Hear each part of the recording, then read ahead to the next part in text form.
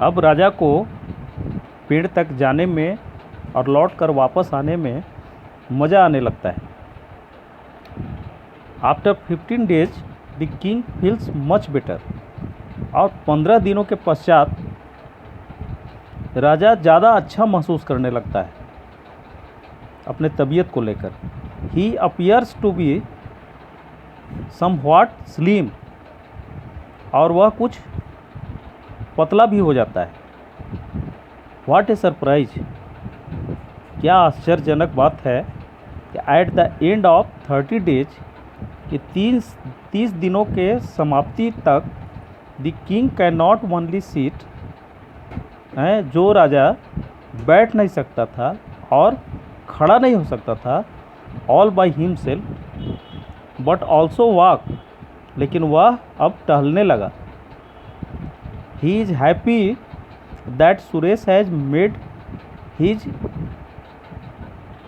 he is happy that Suresh has made him realize the importance of exercise। वह अब काफ़ी प्रसन्न है, राजा काफ़ी प्रसन्न हुआ कि सुरेश ने उसे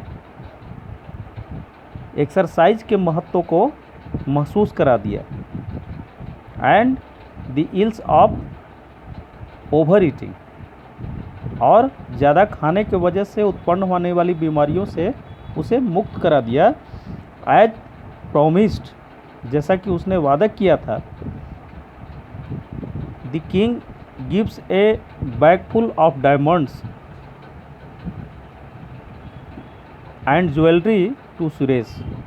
तो राजा ने उसे थैला भर कर हीरे और आभूषण गिफ्ट के रूप में सुरेश को उन्होंने दिया। Suresh returns home as a rich and famous man. और सुरेश अपने घर में एक धनी व्यक्ति बनकर और एक मशहूर व्यक्ति बनकर लौट आता है। Everyone in the village is happy. और गांव में सब लोग बहुत प्रसन्न होते हैं।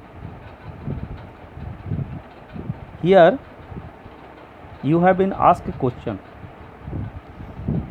You have been asked a question here. I have a question to ask you. The king has understood the importance of exercise. मेरे पास एक प्रश्न है आपके लिए कि राजा ने एक्सरसाइज के महत्व को समझ लिया है।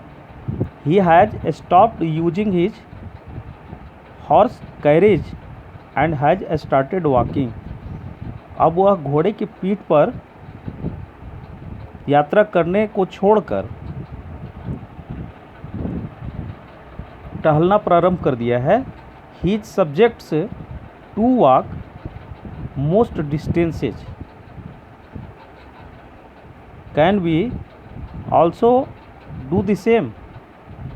और जो उसने किया कि वह ज़्यादा आराम करने के बजाय ज़्यादा टहलना जो उन्होंने शुरू किया एक लंबे दूरी तक, क्या हम लोग भी ऐसा कर सकते हैं?